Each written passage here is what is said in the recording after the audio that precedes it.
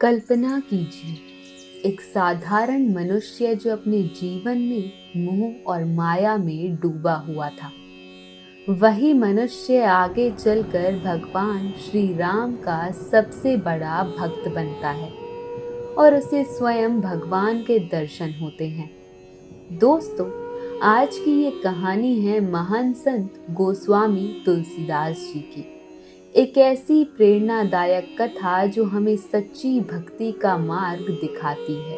तुलसीदास जी का बचपन बहुत कठिनाइयों से भरा था, लेकिन युवा अवस्था में उनका मन अपनी पत्नी रत्नावली के प्रति अत्यधिक आसक्त हो गया।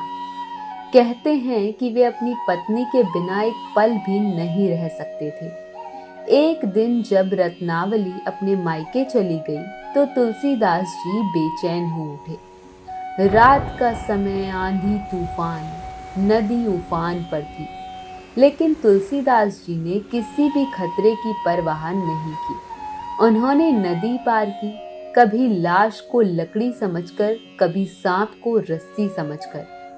सिर्फ एक ही उद्देश्य, अपनी पत्नी से मिलना। जब वे रत्नावली के पास पहुंचे तो वो चौंक गई।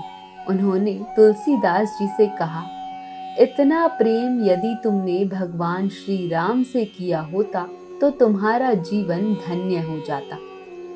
ये शब्द सीधे तुलसीदास जी के हृदय में उतर गए।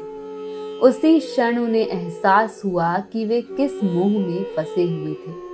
उन्होंने उसी पल सांसारिक प्रेम का त्याग कर दिया और भगवान श्री राम की भक्ति में लीन हो गए। तुलसीदास जी ने काशी को अपना निवास स्थान बनाया।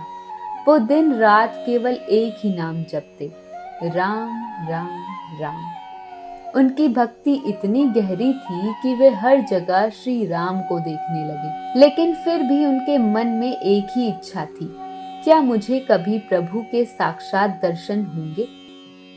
कहानी के अनुसार एक दिन तुलसीदास जी को एक साधु मिले। वो कोई और नहीं, स्वयं हनुमान जी थे। हनुमान जी ने तुलसीदास जी की भक्ति को परखा और उन्हें बताया कि श्री राम के दर्शन संभव हैं। उन्होंने कहा, चित्रकूट जाओ, वहीं तुम्हें प्रभु के दर्शन होंगे। तुलसीदास जी चित्रकूट पहुंचे।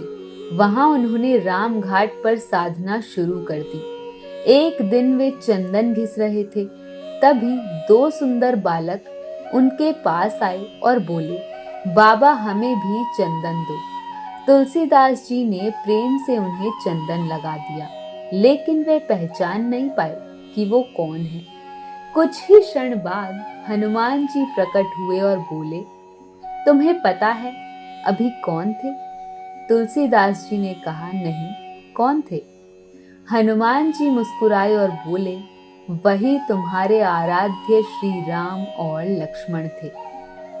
ये सुनते ही तुलसीदास जी के आंसू बहने लगे। उन्हें बहुत पछतावा हुआ कि वे अपने प्रभु को पहचान नहीं पाए। उनकी सच्ची भक्ति और प्रेम को देखकर भगवान श्री राम ने उन्हें एक और अवसर दिया। कहा जाता है, इसके बाद तुलसीदास जी को भगवान श्री राम ने अपने दिव्य स्वरूप में दर्शन दिए। वो क्षण जिसका वे वर्षों से इंतजार कर रहे थे, आखिरकार आ ही गया। भगवान के दर्शन के बाद तुलसीदास जी का जीवन पूरी तरह बदल गया। उन्होंने श्री राम की महिमा को जन जन तक पहुंचाने का संकल्प लिया और इसी से जन्म हुआ रामचरितमानस का।